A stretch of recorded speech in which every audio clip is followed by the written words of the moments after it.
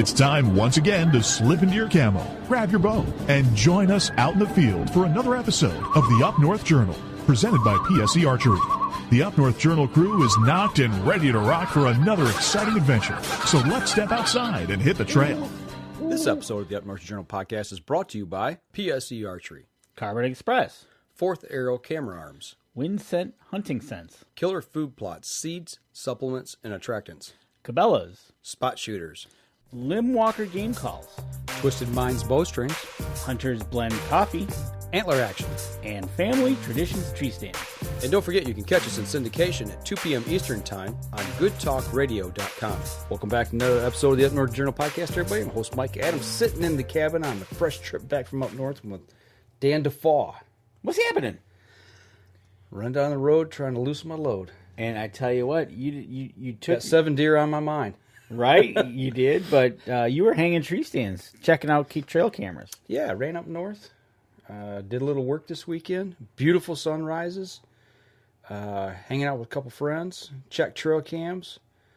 And yeah, it was a work weekend, but it was a good weekend. So It's always a different type of work. how was that wind Friday night? Oh my gosh. Okay, so the wind Friday night was entertaining, to say the least, because we went to the local football game. Yeah, I called you on my way up north. Yeah. And the wind was howling. When we got there, it was coming out of the southeast, and by the start of the game, it was swinging around coming out of the northeast. Did they win? They did. Okay. Oh yeah, they won pretty handily, That's good. 42-0. But the wind was horrible. I was heading up north all the way up till I got off the freeway at the 202. Did you have a trailer? I was pulling my little utility trailer. Was that making a difference? No. Oh, okay. No, not a bit. But I was on, you could feel it blowing me off the road. And as I started heading up M33, you'd see some trees that people had pushed out of the way. Oh yeah, okay. And I cut off at Curtisville Road and made the cut back through the National Forest across the Osabo. And I think in that 18-mile stretch, there was 12 trees down. They had to go around. I had to go around 2. A couple of them had fell right at the edge of the road. Right. Or most of them did, But yeah, there was 2 that I had to stop, drive around, go on through. And then when I got to camp, I was really worried about the wind, so I took my chainsaw with me. Yeah, definitely. But John at camp, the guy that lives there, he actually got out that evening and actually moved 3 trees so I could get in. Really? Yeah, so that was really nice. Yeah, that wind was something. I mean, that was definitely howling. It was blowing pretty good. But Yeah. got to camp and got a good night's rest and got up early the next morning and got after it, That's a good thing. We're getting to be about that time. Like we said, the Youth and Liberty Hunt was this weekend, so the seasons for shooting deer have commenced. It has, but you know what? You kind of know. I've been going through a little bit of just a lot of work lately.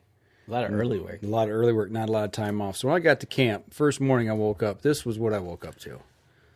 Well, you woke up to that in a Beautiful sunrise. beautiful sunrise and a cup full of your favorite Hunter's Blend coffee. Mm-hmm. Of course, got to have Hunter's Blend. Got it right here tonight. But yeah, I took it up with me. We made some Hunter's Blend up there at camp, and it was awesome. What was temperature up there? Burr equals. I woke up at 7:30 and it was 40 degrees at 7:30. When I took this photo, it was 40 degrees out. But man, that's what puts the thrill into you for hunting season. Oh, I was fired up, man. Man, that was a nice, almost crunchy morning. You were almost there. Almost there. The hair in the back of my neck was standing up, and I was just like, it's almost like getting outside for that first morning hunt. When the first hunt of the season when you get out there, and that's what I kind of experienced and felt like. Right, exactly. Because we were just talking about this. That I'll probably be up for the first weekend in October up at the cabin, and the girls were kind of looking out ahead at the weather. Of course, they call for rain, which would be great, but it's low in the 30s and high in the 50s. Perfect hunting weather. You got it. I'm Perfect hunting weather. I'll do that all day long. And the guys are out busting geese this week. And actually, the second morning, this is what I woke up to. If I had a goose license or waterfowl stamp, and I could have went out and I could have busted some geese. This was about the same time, about 7:30, 7:45 or so, and got to watch them fly across the lake. Now, were they on that pond?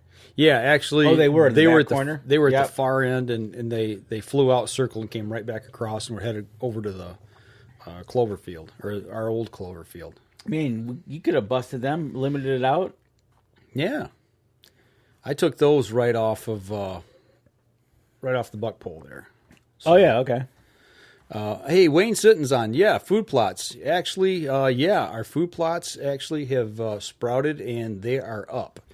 They are, probably 2 to 3 inches. Got about 2 to 3 inches of growth. So, Denny Steiner, hey guys, got my first crossbow last week and shot some yesterday. Amazing speed out of that thing. October 1st, deer in trouble. All right, way to go, Denny. Get out there and put some meat in the freezer. Absolutely. October 1st, main season starts up for a lot of states. I almost contemplated stopping and buying a doe tag on the way up and I'm like, I got stuff to do though. I don't have time to hunt. My luck, I'd have shot a doe. And you got nothing done. And I'd have got nothing done. Yeah. So I'm just like, no, we'll wait. We'll wait 2 weeks. That's funny. No, but that's the way it goes, Sometimes the unexpected. But yeah. Anyways, so your food plots are coming out. That's a good sign. Yeah. Kind of getting back to what Wayne was asking there about our food plots.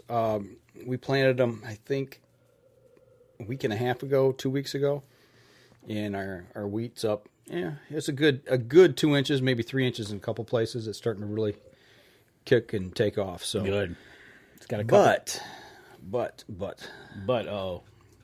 the deer are not in the food plots. Where are the deer? Well, we call it the sucker effect or the yo-yo effect. Oh, yeah. They're surrounding landowners doing things they shouldn't be doing. They're going on a little adventure for a little while. Yeah, they're looking for other treats that people are putting out. Sweet treats. Yeah. So, but you know what? I think that's okay. That's fine because that gives our fields a chance to get take off. It kind of works this year in a weird because last year they were mowing them. Yeah, right. This year they're gone, so it's giving them time to get established. Getting a little bit up there. But you know what? What I found that was really encouraging is we have got acorns all over the ground. Okay. I mean, we are littered with acorns. That's good. That's a good sign. Or it means we're going to have a hard winter.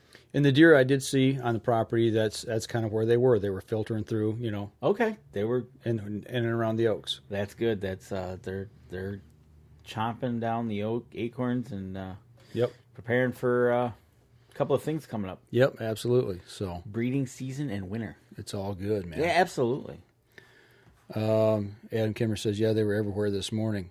You talking about the deer or the geese, Adam?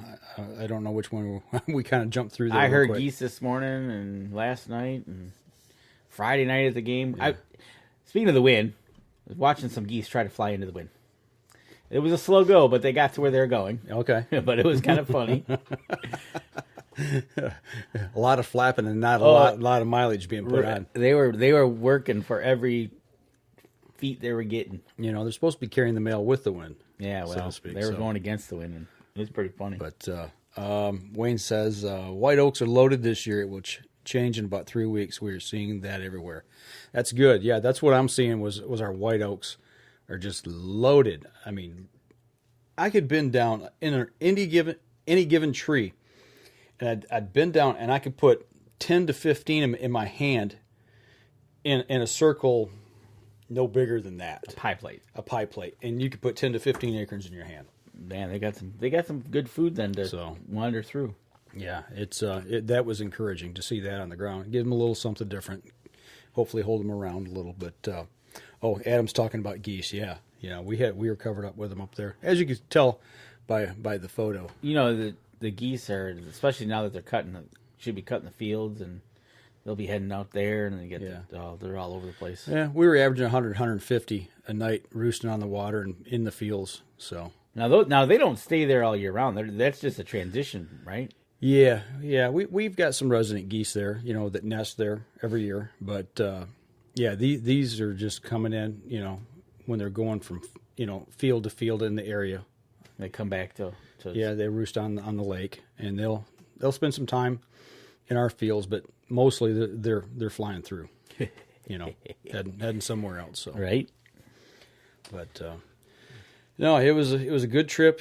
It was exhausting, but we did a lot of work. Would you put some tree stands up or something? Yeah, but before, let's see what we got. A few minutes here. I'll wait until we come back to the next Yeah, segment. we'll talk about a quick little product that I used. Oh, okay. Out in the field, but we kind of got everything ready to roll.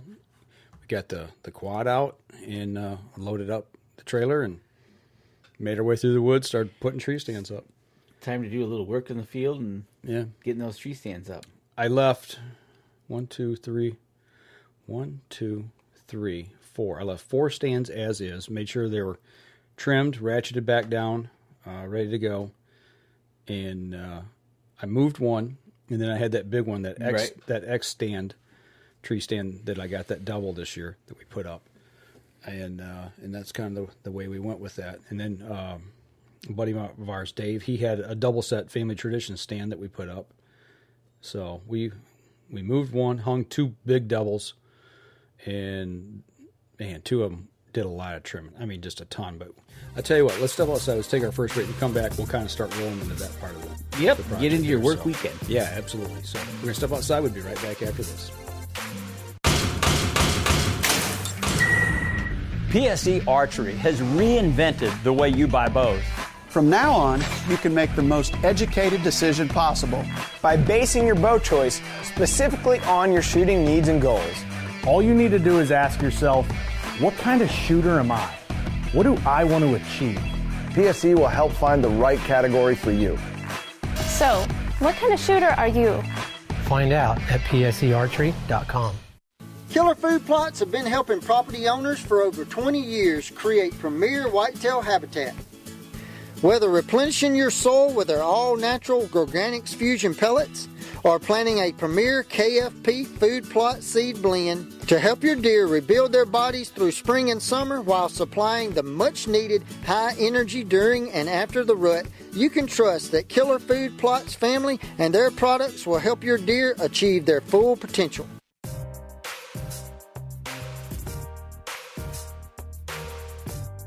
Welcome back. Second segment of the show. Talking hanging stands, getting ready for deer season. Finishing them up, getting them up. Yeah. So last week, Josh Hagerman, buddy of ours down in Indiana, he runs an outdoor group, and he works with Easy Cut. I don't know, have you ever seen these loppers? Yes. From Easy Cut? He said, why don't you try these out? So I took these up into the woods this weekend, and I was blown away at the way those things work. Those save me a lot of time. They're strong. They cut through just about anything. I was cutting limbs about the size of a quarter with no problem. And it works on the ratchet system. Whether it was oak, pine, didn't matter. Cool. So those things I got up. Man, I want to show you this first stand that we set. Hopefully you guys can see it there. But what you're looking at is 3 oak trees together, but look how wiry those limbs are. Getting a shot through that could be interesting. Yeah, well, actually I've got 2 really good shooting lanes out of that right now. And thanks to the Easy Cuts here. Okay. So they were running a sale this weekend, actually, and I bought the whole kit, their whole complete kit, and it was 30% off. Nice. So I was like, yep. After the first day of using these, you're ordering. Got on the phone, ordered them. Done deal, man. They're coming. But you as you can see in this tree stand, well, those on the podcast have to go to the live stream. But right there in the middle of 3 oaks, and that was a family tradition single set. That's the one that I actually moved into this spot. And let me get you. So what's in the Easy Cut? What else do they have besides these hand? They've got loppers. They've got the sharpeners that go with them. They got the packs, like a backpack style thing that you put everything into. Okay. You transport it all. So yeah, nice. I just went ahead and got the whole kit and caboodle. And hang on here. Let's come back here. I want to show something real quick. This blade right here. Once this blade gets worn out, or let's say you get on something really tough and you squeeze down and you break it. Okay. It is an Allen wrench here. You just pop this blade out, put a new one in. So the blade's replaceable? It's replaceable, yes. Or you can take it out to sharpen it? Take it out to sharpen it, yep. Which makes it real nice. So, I thought that was key for this whole system here, and the way this thing works. But, I just ratchet it down a couple times and snap, the limb came right off. Cool. But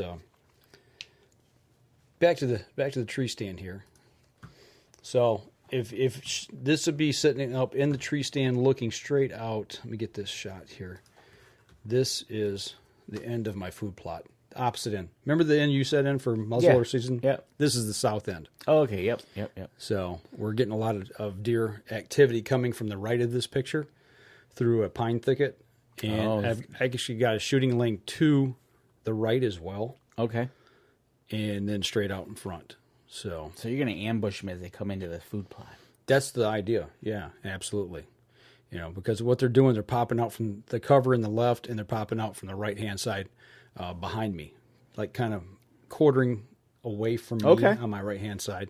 And I've got a shooting lane back that way. So that's one of the things that when you're setting up your food plots that I've noticed that everybody's taking their time when they're setting these up to put them right next to the cover. Mm-hmm. Or if you're doing a later food plot, you put them next to their bedding area. Right. So they can get up from their bedding area, get right into the food, eat, get back to bedding. The only thing I don't like about this, what's going on right now with the food plot, you look just ahead to the right. That's part of the logging. We did some logging in there, and there's a lot of treetops that are still down in there, and the deer aren't transitioning through there very well. We need to run some fire through there, or either just flat out burn that debris, or at least get some fire running, get that matted grass out of there, so we can start getting some new growth coming up. Right. So you need to get that the understory. Crushed down. So it's but other than that, I'm real happy with the way things are turning out at the end of this field here. I think this is going to be a very productive stand this year. So that's what we're hoping. That's what we're hoping. You got that right.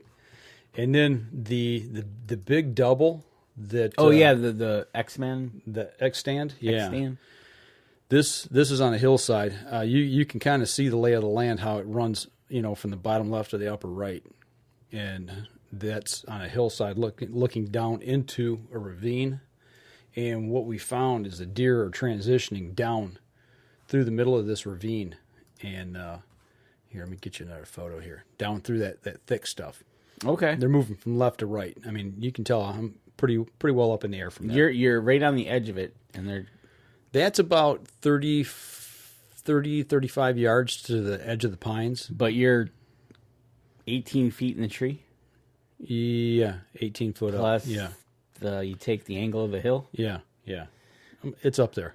It's way So up there. actually, if you were to turn in the right of this picture, the hill is actually closer on your right side as it's going uphill, the grade.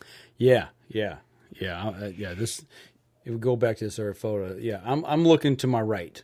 Yeah. So your deer's going to pop up there and they'll be eye level with you. Pretty much. Well, actually, if I look over behind me, we're up on that high road oak ridge. Mm-hmm. Yep.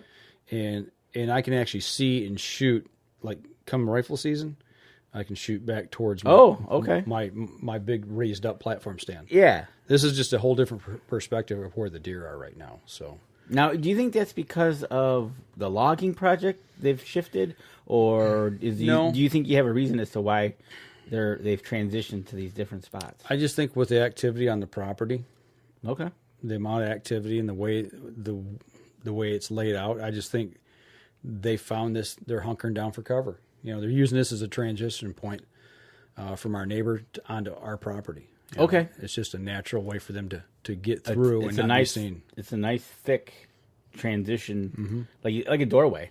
Yeah, pretty much. And speaking of doorways, we kind of open up a couple. I see that. So you see the lone pine tree there in the front? Yeah, it looks like you got two windows there, and you see that brush pile behind it? That's a pretty big brush pile. Yeah, we made that today with chainsaw. Yeah, with chainsaw. Yeah, Yeah, but basically you see these 2 holes there. That's what we cut out. And, basically 2 little windows into where that trail runs. They run that trail left to right, right to left. And, I'm hoping that that's where we're going to be able to see them in one window and shoot them in the next. So there's a trail behind that brush pile? It's at the back of that cut. Like, you look to the left there. There's a trail right back there. Okay. So how far is that from the stand to that trail? That's probably, the pine tree's probably a 30-yard shot. That's probably 40 yards back there. Okay. So you've got 40 yards, and then you've got about 10 yards to see them in one window and get ready to shoot by the time they're in the next window. Yeah, roughly. That'll work. And with the drop, Oh, that's right. You're looking down. Yeah. We have to make sure that I take the rangefinder with me. Hey, what angle you think that is? I don't even want to think about it. I don't know. I'll measure it when I go out with a rangefinder. That's interesting because the one time I hunted in Wisconsin, we were hunting on literally a cliff that I climbed up the tree, which I think I was 18 feet. But yet when I looked out at the cliff, it was like looking above the trees, 12 feet to the dirt. Okay. And then the ravine. It was wild.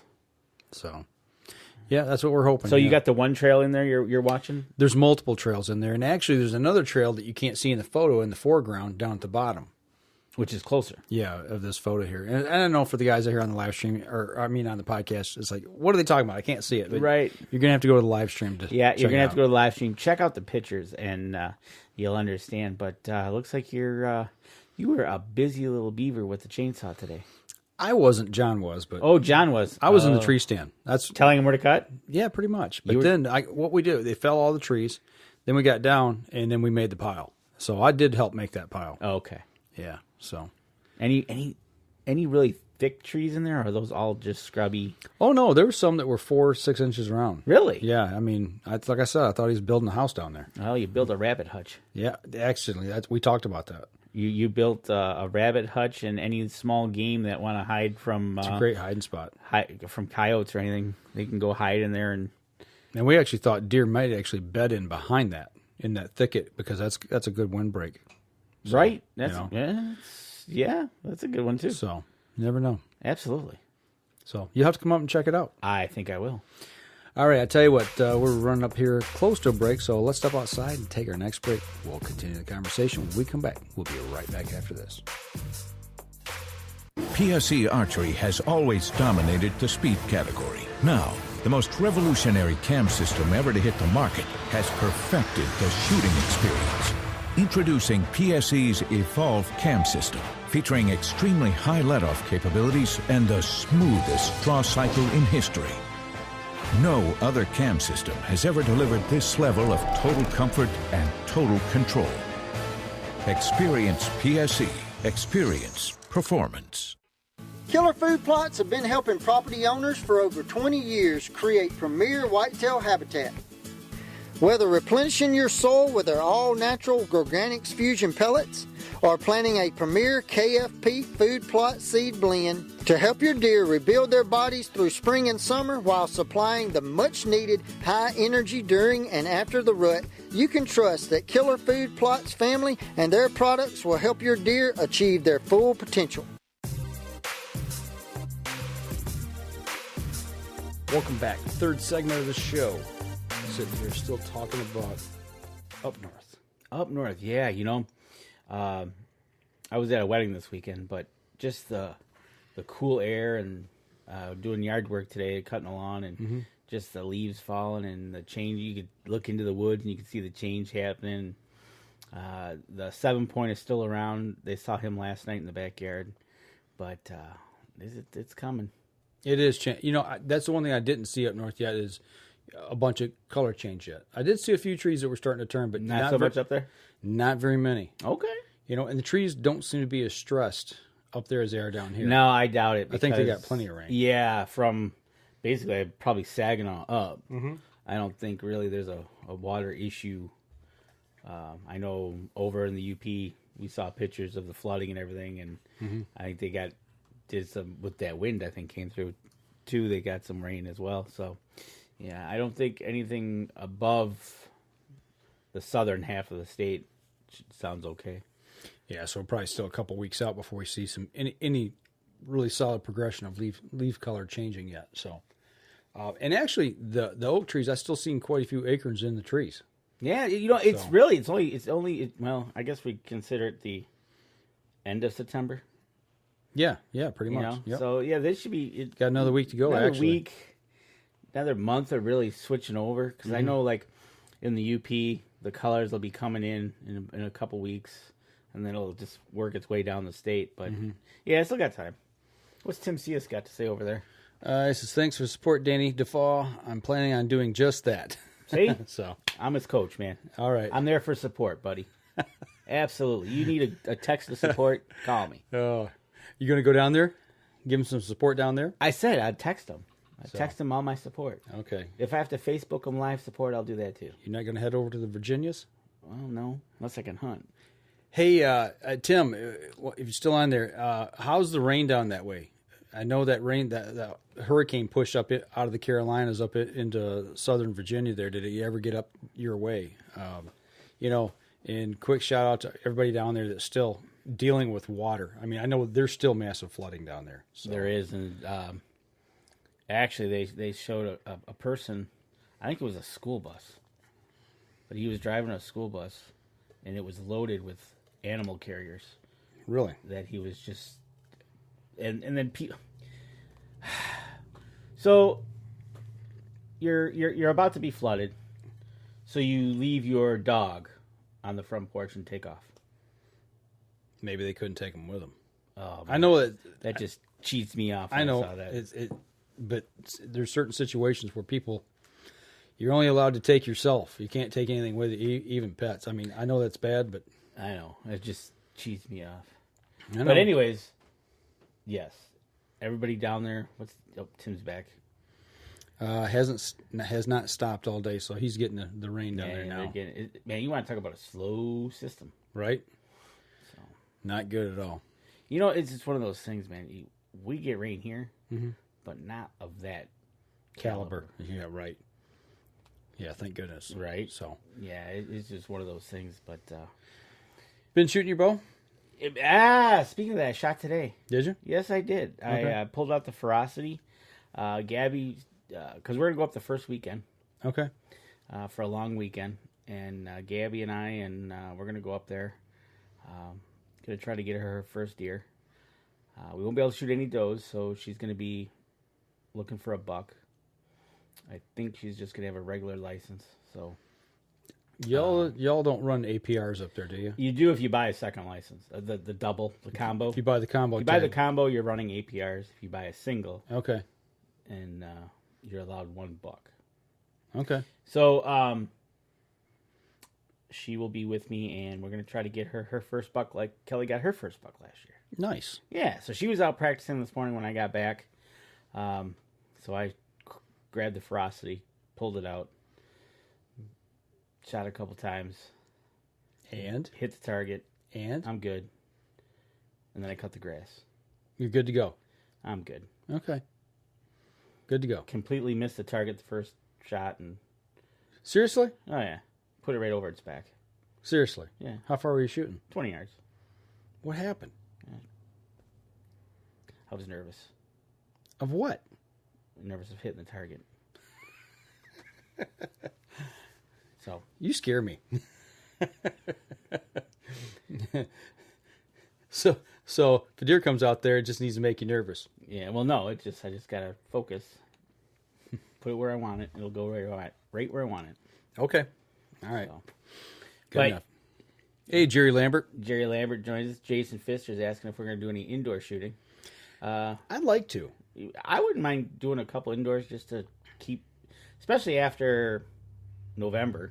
Okay, I'm just gonna put this out there because I don't know. You hear people talking about setting their rigs up. They got their hunting rig, then they got their target rig for outdoor season, then they got a rig. Their indoor rig. Indoor set. What's the difference between an outdoor setup and indoor setup, other than maybe the diameter of the arrows? I don't know. I ran into that last year when somebody wouldn't shoot because they they had their outdoor rig changed over to indoor rig, and I'm like, what? I don't get that. Right? That's something I just don't understand. Hey, Dan Anderson, what's going on tonight, man? Hello, Wisconsin.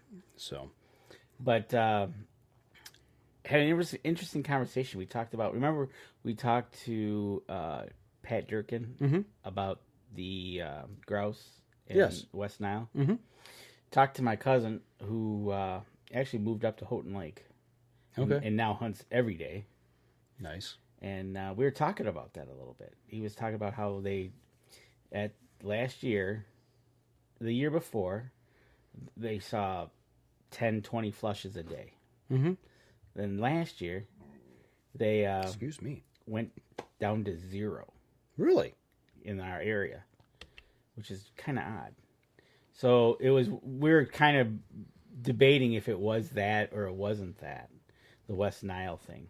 And the thought is, he doesn't think so. He says no. He thinks it was a combination of a cold, wet spring, bad hatch. Yeah. Okay. So that's what he was blaming. He wasn't too concerned about the West Nile because we talked about Patrick Durkin how Wisconsin closed the season early. Right. We'll close the season early. Right. Yeah. So, but now he moved up to Houghton Lake and hunts every day.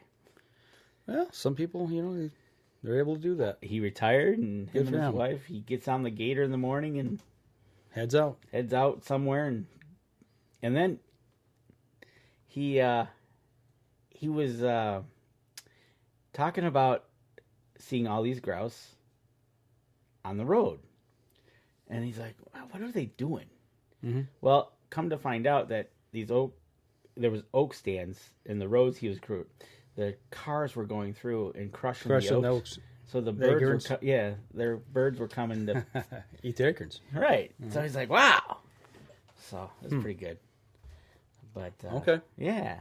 So I've heard a lot of guys that will do that with black walnuts because they're so hard. Yeah. They'll take them, and once they get the husk off and they dry out, they'll take them, they'll put them in their driveway and run over them with a car, get them to break them up. Makes sense. Just because they're so hard to break. So. Right. They're but isn't that weird how an animal will adapt to something like that? Right. Exactly. Hey, if this lands on the road, it's going to get crushed. Yeah. We'll go down and eat it. It's got to watch out for cars. Right. So that's funny. It was. And hey, Josh, what's going on? Josh, you missed the first segment or second segment. We're talking about the easy cuts, man. Thank you. These things saved my hiney up there this weekend. So thank you. And a chainsaw. That's right. So, but yeah, it's just getting ready for the season. I'm ready. Good. Yeah, I'd like to go up next weekend. I'd like to move a couple. Actually, I pulled 2 cameras completely out of service, just because I've seen what I wanted to see or didn't see. And it's like, okay, these are done here. Let's move them to a different spot. Okay. So I've got 2. I brought 2 home, and I just started going through my cameras, and got a lot of pictures to go through. You got a lot of pictures to go through. Nice. I don't know if they're all false positives, but I think I counted on 7 cameras. I had close to between 5,000 and 6,000 photos. I believe it. And I was like, geez. But I've had them out for, I think, 3-4 months now. So when I went and a lot of photos. When I got those 3 cameras, there was 2,500, 3,000 pictures on each camera. And I still got 1 camera out there. Yeah. So it was like, yeah, I believe you got about that many pictures. So I just started going through them. Right, and click. Right. So nothing substantial yet as far as anything earth-shattering for bucks. But I told you before the show started tonight, and I got to get a picture off of the my iPad, and I'll put it on maybe on next week's show. But a 4-point that just you said it's awesome. It just is. It blows my mind that the structure of this 4-point, and it's probably a big 1.5-year-old buck, but it's just like it just looked like he had a little bit of mass, but the tines, they stand up way up above his head and swoop out, and it's just like, just imagine if he had some nutrition to go with that. And he's a 4-point. Yeah, to put a couple more tines on him, So give him 2 or 3 years and see what he can do. Right. So, Exactly. It was nice seeing the growth on that thing. So well, that's the nutrition factor, right? Mm-hmm. Yeah, we didn't do an early planting this year, spring planting. Whether that led to it or not, I don't know. I don't know. Just you're working through the program, so yeah. So it'll take a year or two to get ramped up. This was your first absolutely into it, so Barber Pursuit. I assume I know better because I know our buddy Joe uses his wife's login. So hello to Joe. Camp was nice this weekend, Joe. It was beautiful up there. The weather was awesome. It was nice and crisp and clear. We talked about the wind up there on Friday. I did have to move one log out of the road, getting up to my spot to hunt. Yeah. So we had one deadfall across so I grabbed the pull strap out, wrapped it around. One of the guys was giving me grief. He's like, "You're not going to move that log." And I said, "I'm going to move the log. I will move the log. Just stand back, and put it on the hook on the front bumper of the Jeep and eased it back nice and easy and pulled it right out of the way." There you go. See? So it was nice having that there. Didn't have to fire up no chainsaw. Nope. You just hook it and just back it out of there and turn it the way you want it. That's what I did. So that all worked out good. But I'll tell you what, we're bumping up on our next break here. So I'll tell you what, let's step outside real quick. When we come back, we will continue the conversation. We'll be right back after this.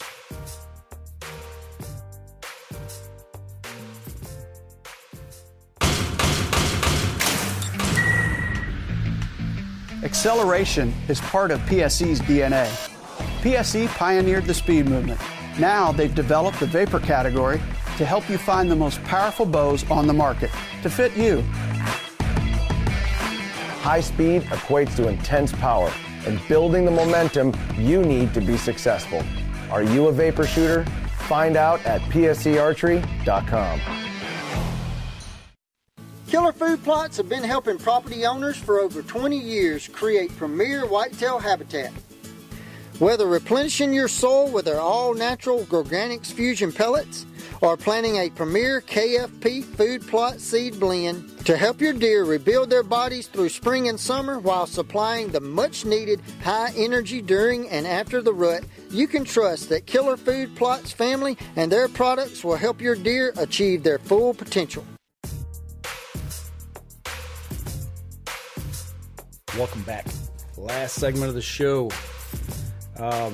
Josh, if you're still on, just wanted to say again, thank you for sending the easy cuts my way to try out.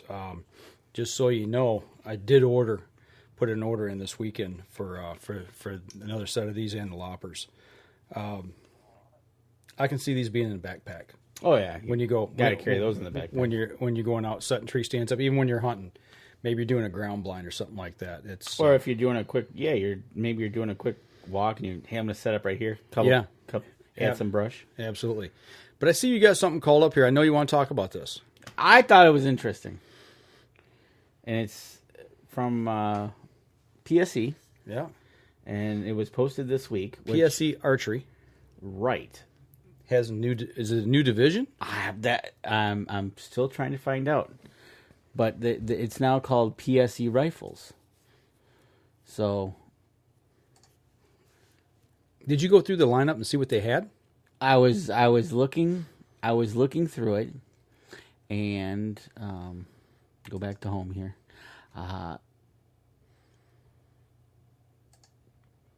They've got rifle chassis.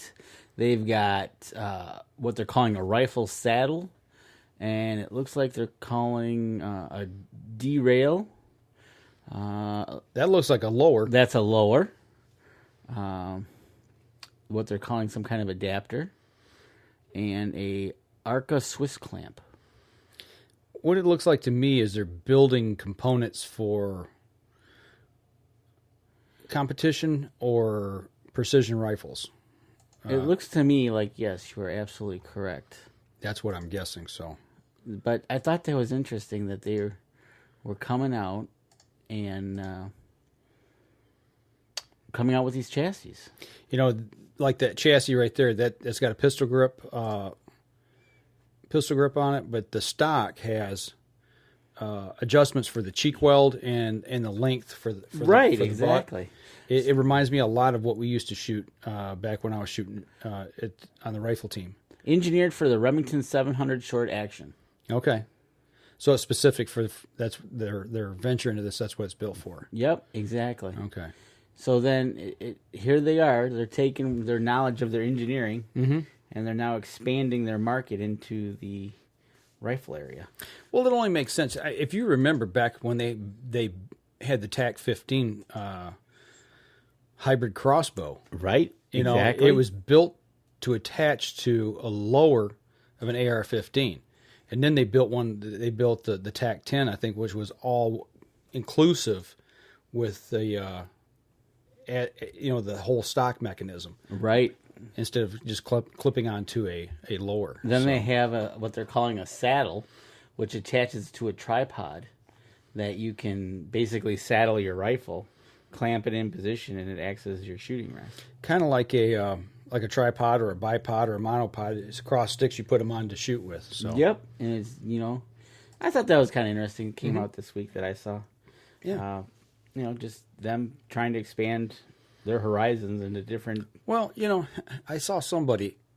I put the post out there. It didn't take long. Somebody, kind of poo-pooed it, made a snide remark, and I'm like, if you don't know the company, you don't understand why they're venturing down this line. I mean, the engineering that they've got and what they do, because they build all their own stuff. Right, exactly. They build it all right there in Tucson. And one of the things that companies have to do is they have to maintain and survive. Right. So if it's looking into different aspects of using their engineering, why not?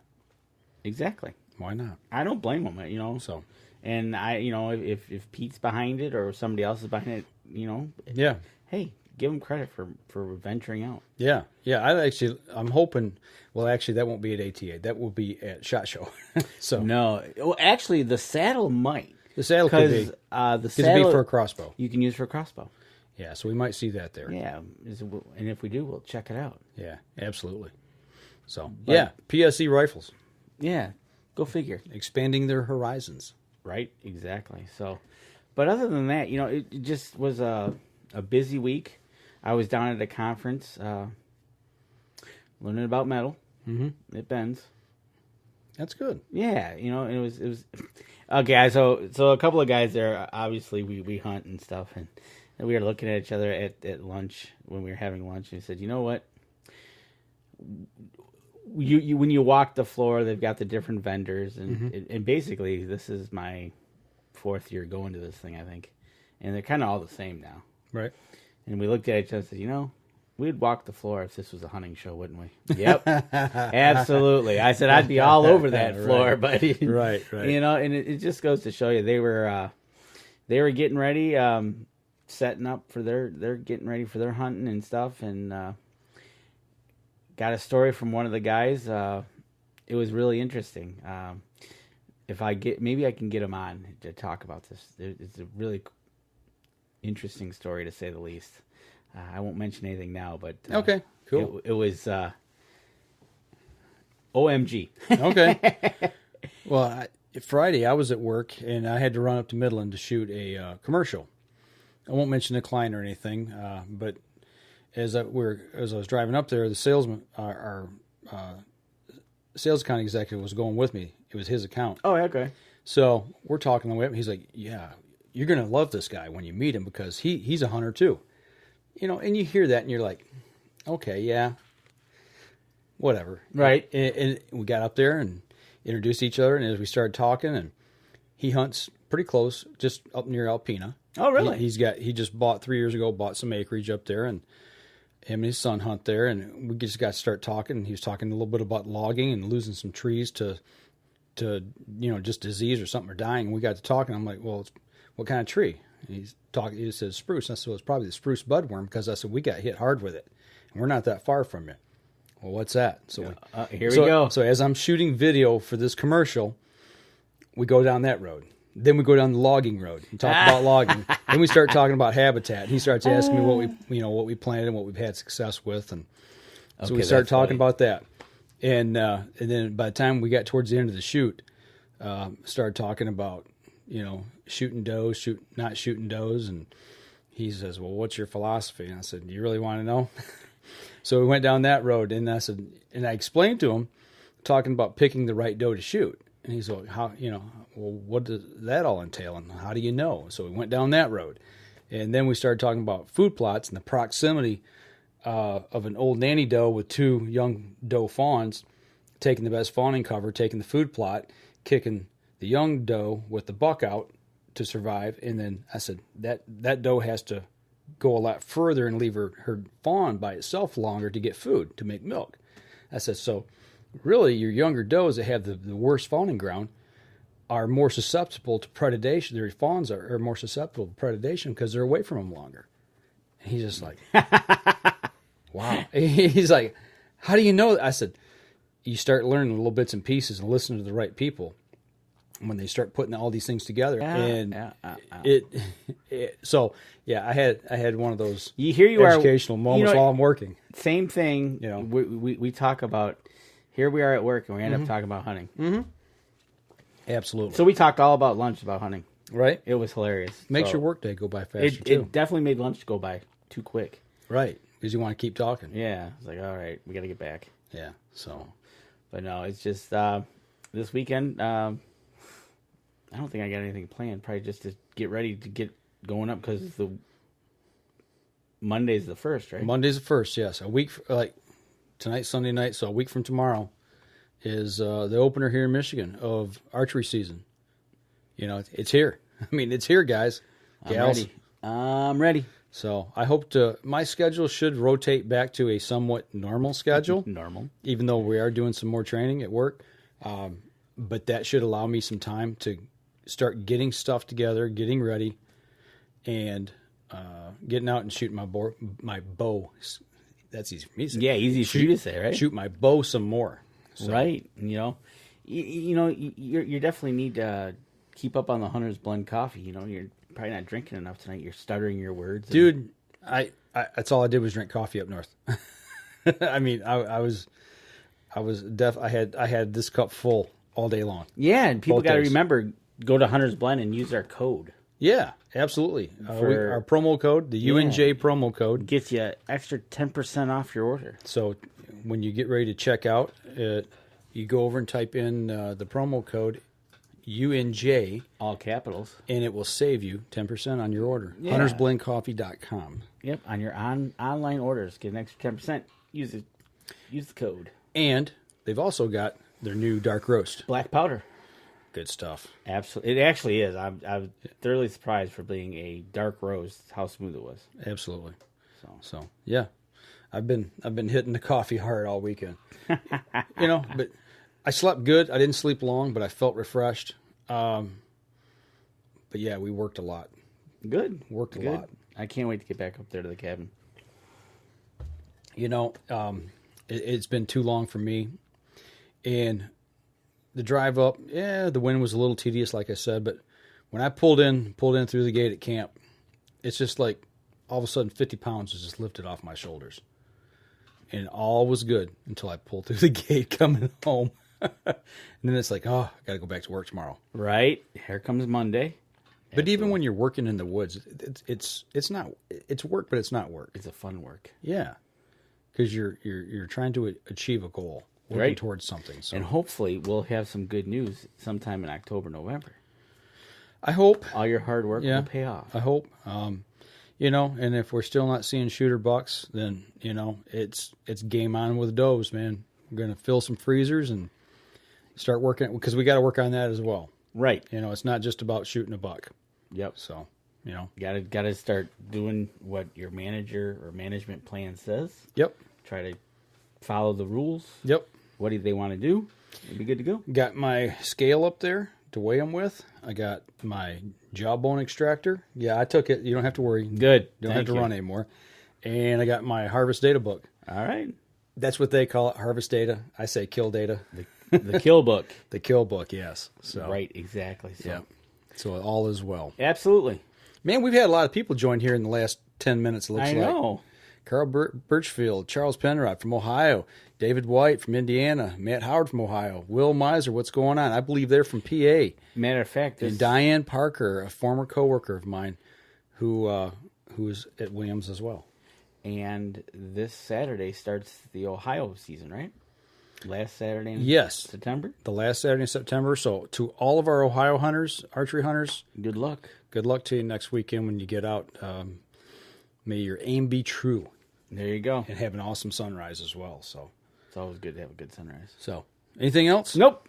I tell you what, we're going to go ahead and sign off on the podcast. We'll keep the live stream going here for a few minutes, and we can banter back and forth a little bit if you guys and gals have got anything. But that'll do it for us this week on the podcast, folks. And don't forget, you can catch us in syndication at 2 p.m. Eastern Time on goodtalkradio.com. This episode was brought to you by PSE Archery, Carbon Express, Fourth Arrow Camera Arms, Winsent Hunting Sense, Killer Food Plots, Seeds, Supplements, and Attractants, Cabela's, Spot Shooters, Limb Walker Game Calls, Twisted Minds Bowstrings, Hunter's Blend Coffee, Antler Action, and Family Traditions Tree Stands. Thanks for listening, and join us again here next week. Until then, remember, as we always like to say, if you're out on the water or in the woods, shoot straight and be safe until next week on the Up North Journal.